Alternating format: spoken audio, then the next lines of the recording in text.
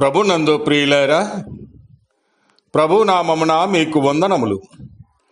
ఈరోజు దేవుని యొక్క వాక్య ధ్యానము హెబ్రీలకు రాసిన పత్రిక 12వ అధ్యాయము 2వ వచనము.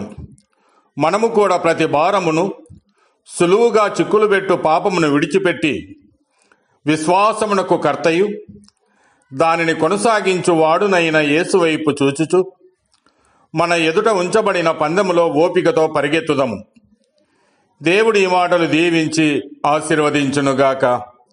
గమనించండి ప్రియులారా, యేసు వైపు చూచుచు అను చిన్న మాటలు ఆత్మీయ జీవిత విజయ రహస్యము ఈ మాటలలో ఇమిడి ఉన్నది.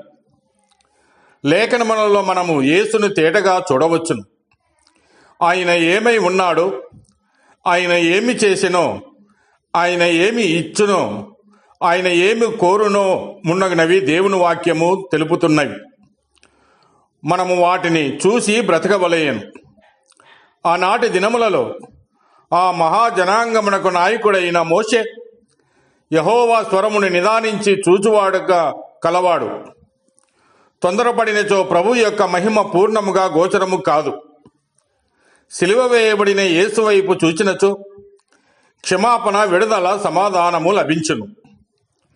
పునరుత్థానుడైన యేసు వైపు చూచినచో క్షమాపణ, నిశ్చయత మరియు దేవుని నీతి లభించును. మహిమపరచబడిన యేసు వైపు చూచినచో మన బలహీనతలకు సరిపడు విజ్ఞానపరుడు, ప్రధాన యాజకుడు కనబడును.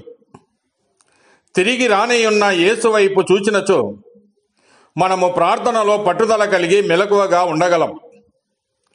మన విశ్వాసమునకు కర్తయు దాని కొనసాగించు యేసు వైపు చూచినచో మనము మన తలంపులు, ఊహలు, పథకములు అన్నీ మాని దేవుని తలంపులోనికి మనము ప్రవేశింపగలం. మన యొక్క ఉన్నత స్థితి నుండి క్రిందికి దిగి దేవుని ఔన్నత్యమును చూసి ఆయన ఎదుట సాగిలపడి ఆయన పాదసేవకులము కాగలం.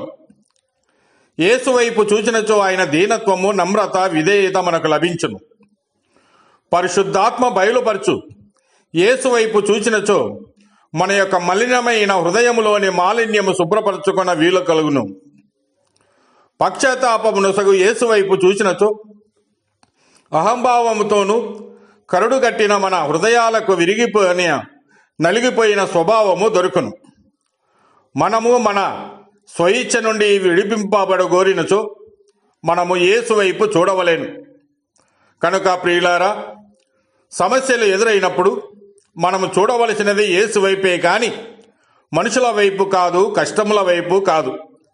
దేవుడు మిమ్మల్ని దీవించి ఆశీర్వదించునుగాక.